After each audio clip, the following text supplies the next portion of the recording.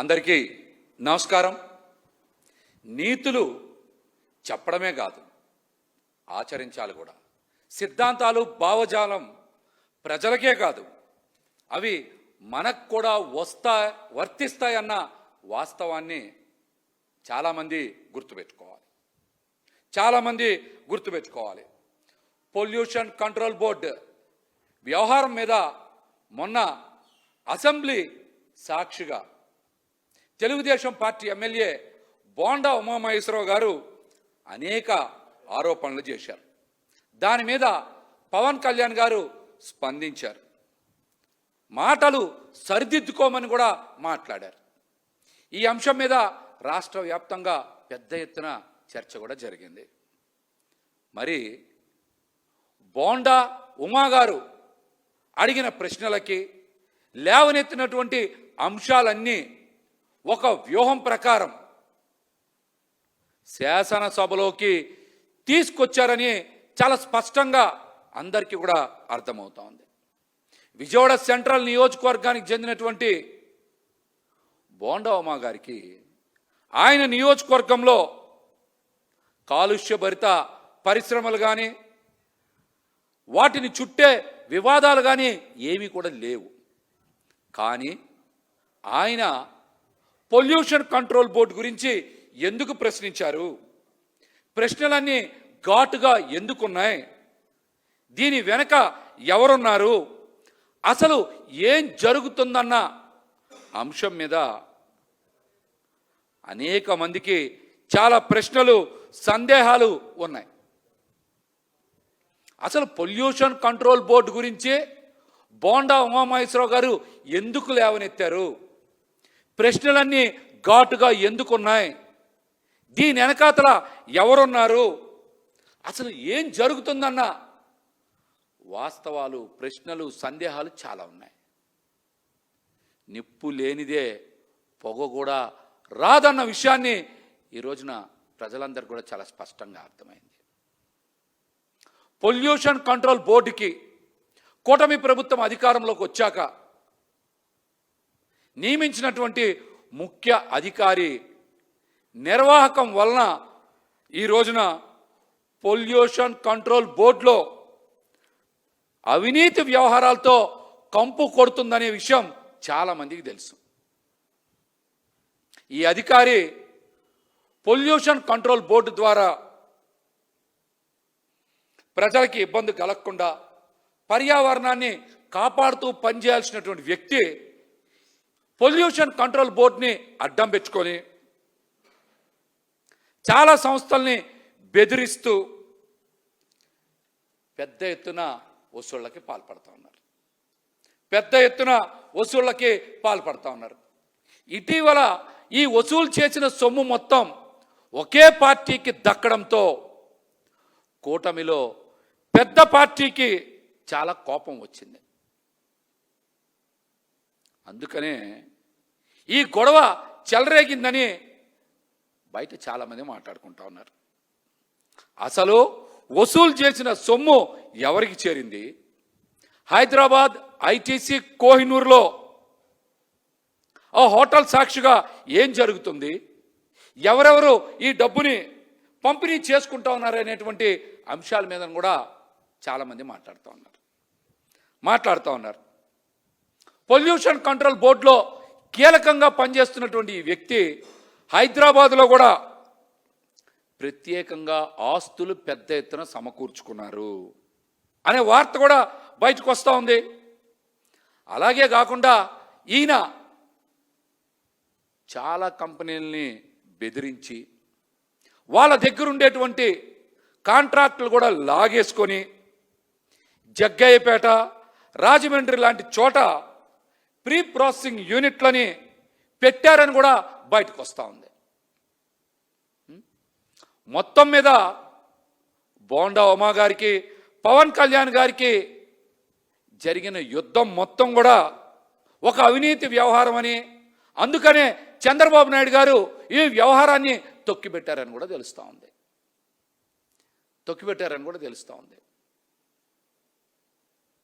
ఈ అధికారి వసూలు చేసిన డబ్బులు మొత్తం కూడా ఒక పార్టీకి దక్కడంతో కూటమిలో పెద్ద పార్టీ కోపం రాబట్టే కదా ఈ వ్యవహారం అంతా కూడా బయటకు వచ్చింది.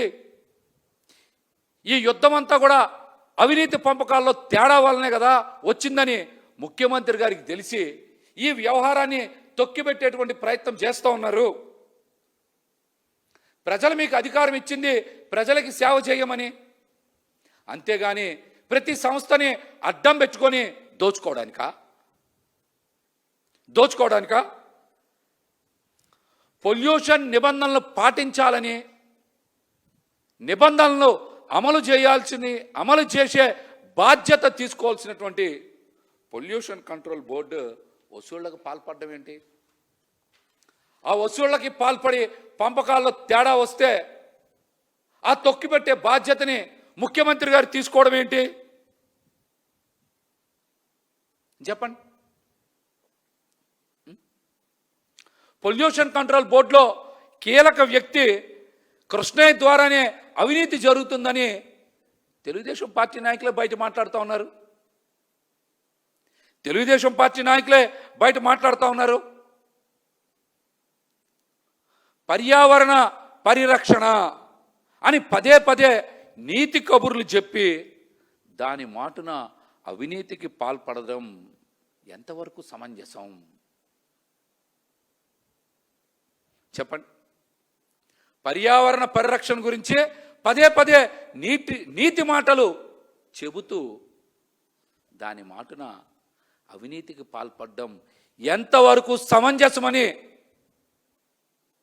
సూటిగా ప్రశ్నిస్తా ఉన్నాం. ఆ శాఖను చూస్తున్నటువంటి మంత్రి గారిని సూటిగా ప్రశ్నిస్తా ఉన్నాం. ఆ శాఖను చూస్తున్నటువంటి మంత్రి గారిని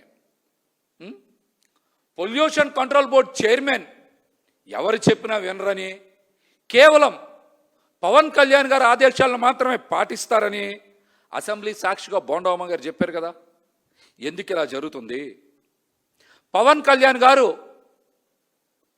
చైర్మన్ కృష్ణయ్యకి ఏం ఆదేశాలు ఇచ్చారో బహిరంగంగా అయినా లేదంటే అసెంబ్లీ సాక్షిగా అయినా సరే బయట పెట్టాలి.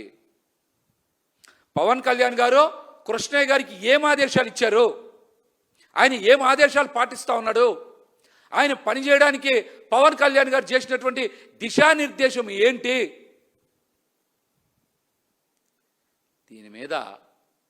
దీని మీద పవన్ కళ్యాణ్ గారు కానీ రాష్ట్ర ప్రభుత్వం కానీ ఖచ్చితంగా రాష్ట్ర ప్రజలకి బహిరంగంగా లేదంటే అసెంబ్లీ సాక్షిగా అయినా సమాధానం చెప్పాలి.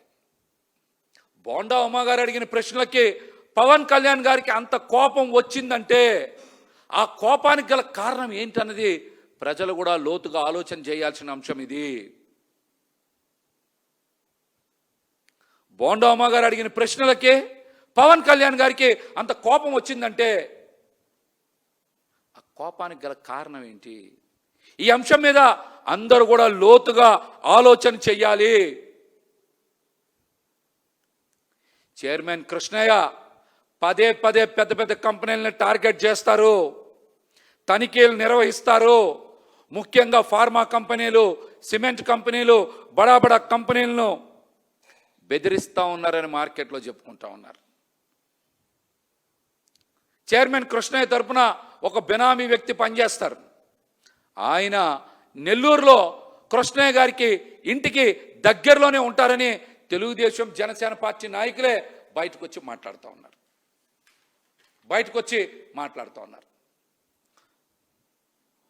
Pollution control board Pawan Kalyan గారి చేతికి వచ్చాక, కృష్ణయ్య చైర్మన్ అయ్యాక తునిలో Deccan chemicals, Laurus labs Paravada, India cements Kadapa, Zuari cements, పెద్ద పెద్ద ఫార్మా కంపెనీలు, ఇంకా పెద్ద పెద్ద కంపెనీలు, బడా ఇతర కంపెనీలు అన్నిటినీ టార్గెట్ చేశారన్నది ముమ్మాటికి నిజం. వీళ్ళని భరించలేకే చాలా కంపెనీలు ఈ రాష్ట్రాన్ని వదిలి వెళ్ళిపోతా ఉన్నాయి.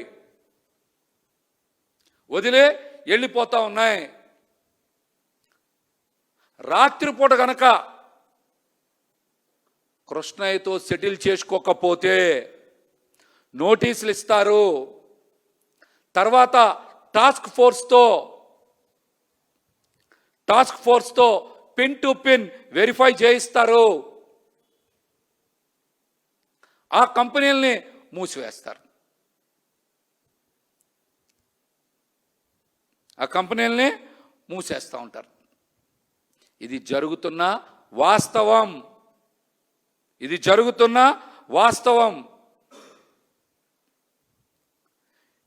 ప్రీ ప్రాసెసింగ్ కంపెనీలను కూడా తన బినామీల ద్వారా కృష్ణయ్య 2 చోట్ల ఏర్పాటు చేసుకున్నారన్న వార్తలు కూడా బయటకు వస్తూ ఉన్నాయి. ఒకటి జగ్గాయిపేటలో, రెండోది రాజమండ్రిలో. ఒకదానికి అనుమతులు వచ్చినాయి, ఇంకో దానికి ఇంకా అనుమతులు రాలేదు.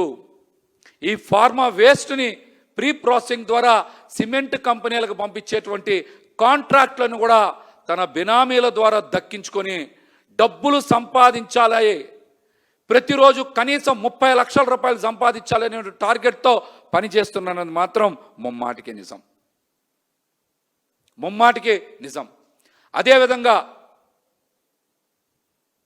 పొల్యూషన్ కంట్రోల్ బోర్డులో పదోన్నతులు బదిలీలు చేస్తానని చాలామంది ఉద్యోగస్తుల్ని బ్లాక్మెయిల్ చేసి తన బినామీలు ద్వారా కోట్ల రూపాయలు దండుకున్నారన్న మాట కూడా నిజం.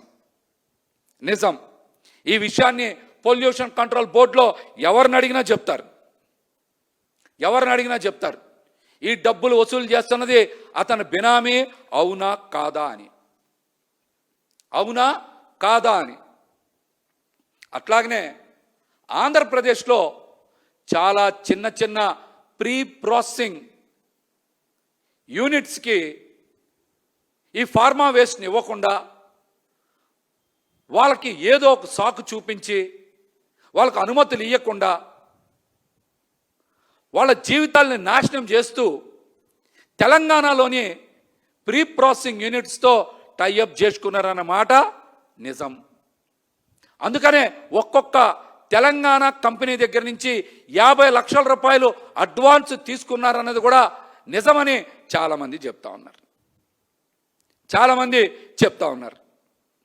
దీని వలన ఆంధ్రప్రదేశ్లో చిన్న కంపెనీలకి ప్రీ ప్రాసెసింగ్ యూనిట్లతో పాటు రాష్ట్ర ప్రభుత్వానికి కోట్ల రూపాయల నష్టం జీఎస్టీ రూపంలో. దీని మీద కూడా విచారణ చేయాలి. ఈ అంశం మీద కూడా విచారణ చేయాలి. దీని మీద చంద్రబాబు నాయుడు గారు ఎందుకు స్పందించాలా? అసెంబ్లీ సాక్షిగా Telugu Desam party MLA pollution control బోర్డులో జరిగిన అనేక అంశాలను ప్రస్తావిస్తే కూటమి ప్రభుత్వం పెద్ద ఎత్తున అవినీతికి పాల్పడుతుందని తెలుగుదేశం పార్టీ ఎమ్మెల్యేనే అసెంబ్లీ సాక్షిగా బోండా ఉమా గారు చెప్తే ప్రతి అంశాన్ని దండుకోవడానికి దోచుకోవడానికి ఉపయోగించుకుంటున్నారని కూడా అసెంబ్లీ సాక్షిగా చెప్పారు. దీని మీద ముఖ్యమంత్రి చంద్రబాబు నాయుడు గారు ఎందుకు స్పందించరు? ఈ వ్యవహారాలన్నీ బయటపడతాయని గప్చిప్ చేసేలాగా ప్రభుత్వ పెద్దలందరూ కూడా చక్రం తిప్పుతూ ఉన్నారా?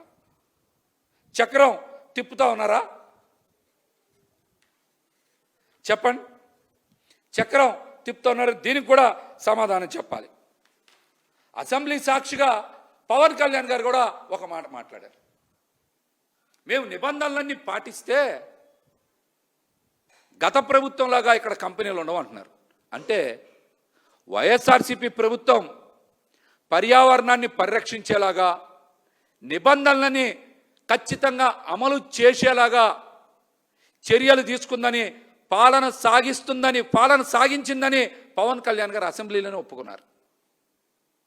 వైఎస్ఆర్సీపీ పార్టీ జగన్మోహన్ రెడ్డి గారి పాలనలో నిబంధనలను ఖచ్చితంగా పాటించేలాగా పర్యావరణాన్ని కలుషితం చేసే కంపెనీల మీద చర్యలు తీసుకున్నాయని పవన్ కళ్యాణ్ గారు చెప్పారు. తాను మాత్రం అలా తీసుకోరంట.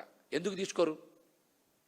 మీకు ప్రజల ప్రాణాల కన్నా వాతావరణ కాలుష్యం అయిపోయినా పర్వాలేదు, కంపెనీలే కొనసాగాలని ఎందుకు మాట్లాడుతూ ఉన్నారు? మీరు దేనికోసం ఈ మాట మాట్లాడుతూ ఉన్నారు చెప్పండి?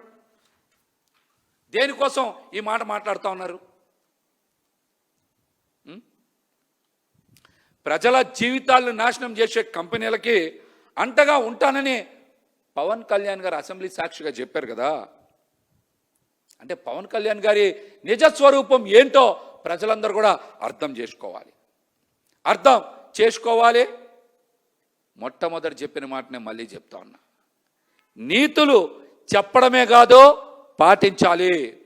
సిద్ధాంతాలు భావజాలం ప్రజలకే కాదు మనకు కూడా వర్తిస్తాయన్న వాస్తవాన్ని పవన్ కళ్యాణ్ గారు గుర్తుపెట్టుకోవాలని కూడా ఈ సందర్భంగా తెలియజేస్తా.